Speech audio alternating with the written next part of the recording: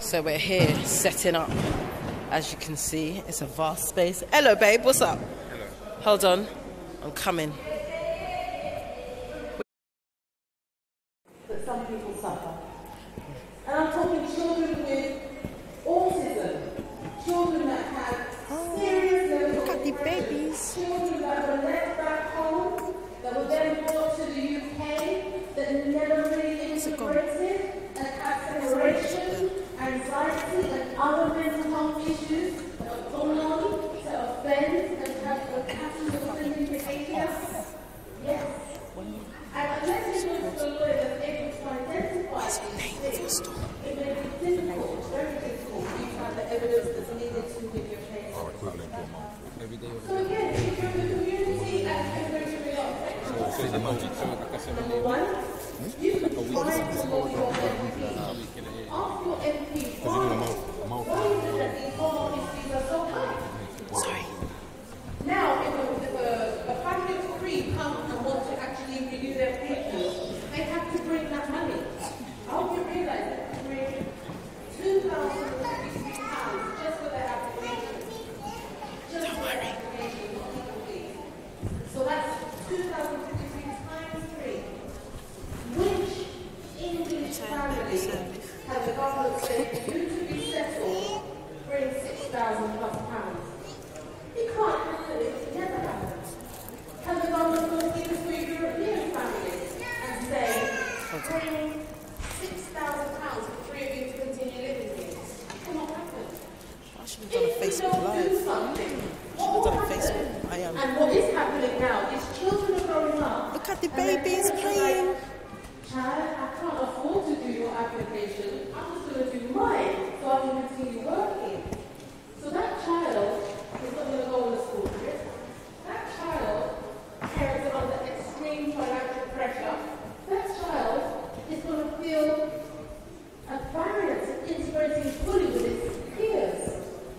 That's why I say this is not just my little problem. Because that child that becomes disenfranchised is the one that's going to relegate society. So it's so important that we all see this as a community problem because it affects a majority of the Afro-Caribbean community. It doesn't affect the European community. It affects Africans, Caribbean, and South Asians mainly. Because people from Australia also get some exemptions. And New Zealand also get some exemptions when it comes to immigration. There's some special provisions for some of them, but not for us. And that's why we have to make sure that we Look at our young business people here. for a fair immigration policy. Now, I'm here for the next hour. But right now, I want to know if there's And our young any businessman, questions I owe him anybody £1. wants- Well, feels that they want to ask openly. So if you do have a question, put your hand up. Everybody's shy. So, number one, please remember, 20 years is a long time. If you are Our not young confident prodigy in it, there. please seek help from a qualified solicitor to ask, are there any other routes for me to stay in the country? Number two, if you have children and you're not documented and you need help, social services have an obligation to assess you. They have an obligation to assess And this is you the for your hall. needs, because no child in the UK, no child must go without a roof over their head.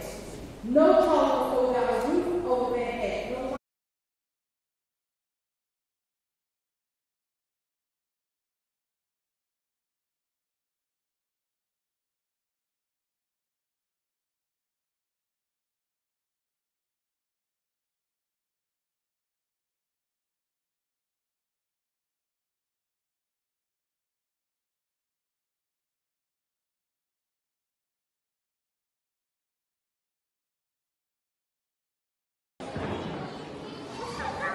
If it takes a village, you have to give the village that permission. And I know that don't work comfortably with some people, but someone will put it in rank. And they need to be spoken to by other authority figures. And guess what? If they don't learn to listen to other authority figures, what What do you think is going to happen when they hit school? We've just heard that some of the teachers don't really like your kid. You may think your kid's nice and cute. To them, your kid is just another number. Your kid needs to learn to take guidance and give respect even to people who don't like them. Which is why it is so destructive when you go down to school and tear the teacher to bits. Yes, it feels good. But what it does, it tells your child that you don't need to respect this person. We have to be careful about the influences. Now, part of the message I want you to give is to the men. I think I can almost count on one hand the amount of men in this room. Yeah? Would that be fair? Tony, gentleman here, gentleman there. Jay, down there, gentleman there. Gentleman there. Am I done? That's about it. So please pass this on to the men who are obviously very busy and couldn't be here today because work commitments. Yeah? Let them know that not only do their sons need to know what being a man looks like, but their daughters need too. Or their daughters will end up with a man like them. Yeah? And if you want to terrify a man, you tell him that his daughter is going to end up with a man like him. But we all know the sins we did when we were younger. And we don't want that for our daughters. We'll pat the son on the back, but don't laugh, brethren. We don't want that for our daughters. Ladies, it may be too late for some of you. But when you're choosing these men, think about him as a father for your children. Make an early decision. I'm talking to everybody in the room. Make an early decision. Is this person the sort of person that you want to be parenting your child? And remember, it doesn't matter how you think, well, I'm a mother, I can do it by myself. Or I'm a father, I can do it myself. Sometimes just the absence of another parent damages the child. Whether you believe in God, whether you believe in evolution, no matter what you believe in, both those two systems, evolution and creationism, require two parents. There's a reason. I see little children running around in shops and poor mommy is, sit down, sit down. And daddy forces them, sit down. And the base just flattens them out. You need two parents to provide the full extent of what a child needs. I understand that some of the man them worthless. I get it. I understand that some of the woman them worthless. I get it. That's why, for me, it starts before pregnancy. You're talking about being a parent. You're talking about parenting your child. You start that by the person you select to be your co-parent with. I got it wrong because no one's perfect. So I'm giving you the mission from hindsight. Start parenting your child earlier. When it comes to school, remember this. I know Tony Harrison would have said this earlier, for those of you who are listening. Your child at home is different from your child at school. Your child at school is different from the child on his way to school. As a parent, you need to understand that and be comfortable in that knowledge. Okay? It's not a bad thing, it's a real thing. So when the teacher says, your kid did so and so, I'm not saying believe them, but don't disbelieve them without checking the facts out. If you have a disagreement, with your teacher, what do? How do you address it? You ask your child to leave the room. You keep your voice low and you tear the teacher a new one. Then you call the child back in and you tell them, it's settled, it's done, I don't want to hear about it no more. We good?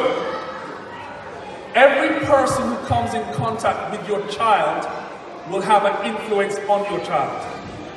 Every person that you interface with and your child sees you interfacing with influences your child. When you're driving down the road and I cut you up and you give me the finger, your child sees that. When you cuss the policeman then, your child sees that. They hear it. When you and daddy and mommy cussing in the room, your child can hear. And I've been told that it's the largest, I've started, the largest group, it's on WhatsApp, it's called People of Colour Home Educators. And yeah, I think we've got a good amount of our black home educators on there, sharing ideas and, you know, being ourselves and, yeah.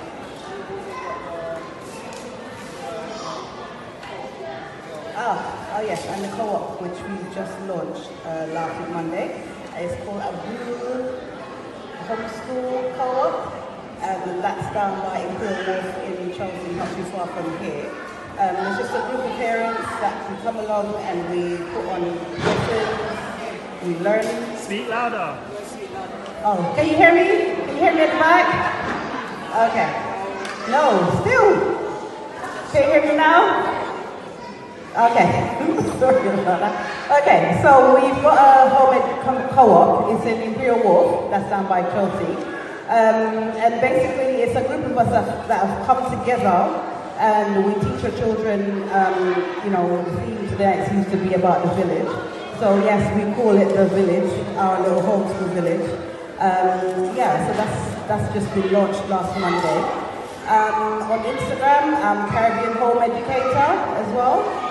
Yeah, so Debbie. So a lot of you may be wondering, can I home educate? The truth is anyone can home educate. However, it takes a huge amount of responsibility and accountability.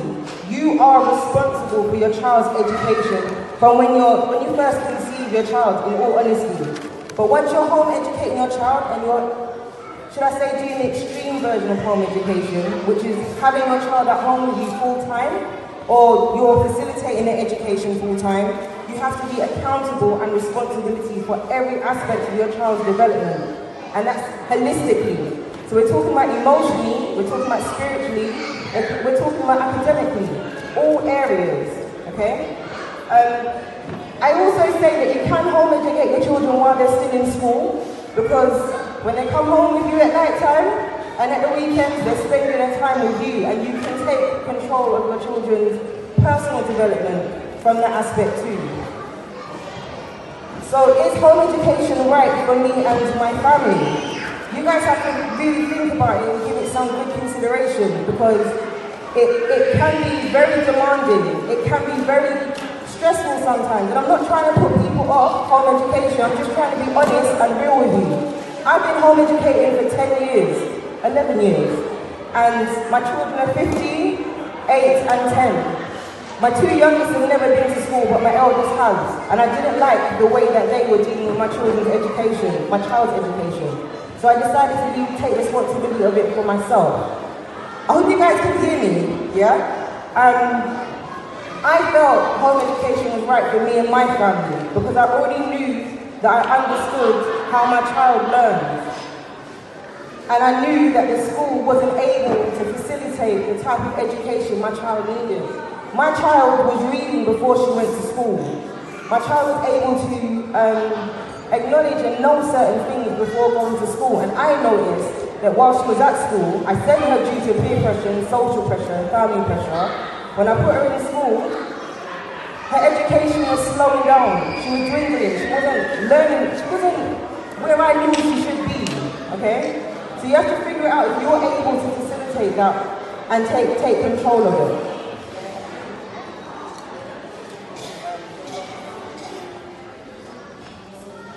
Okay, so basically, what are your options when it comes to home educating?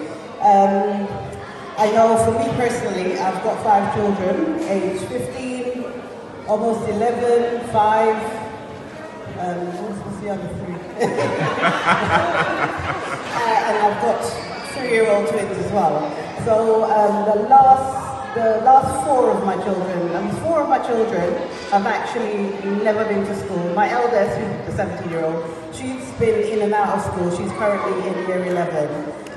That's a whole other story, but anyway. So basically, a lot of people come to me, a lot of parents ask, how can I home educate? How do I physically do this? So I know there's a few people, it's very difficult, but a few people I know have actually been successful in flexi schooling. This means that your child goes to school maybe once or twice for the week, and the other 3 or 4 days are spent at home with, home educating. I know a lot of people are concerned with home educating and going to work. I personally did that as well. I've worked part-time, I've home educated at the same time, I've been to uni and done it at the same time. I use childminders. Childminders can actually help you home educate. I used to set work for my daughter to do in the daytime, and the childminder would make sure she does the work, and then when we get home or on weekends we actually check the work, and it worked for us at the time. You can be like me, I work part-time, but I also home educate 100%. So because I work from home, it's so easy to kind of work with my clients and stuff around home education.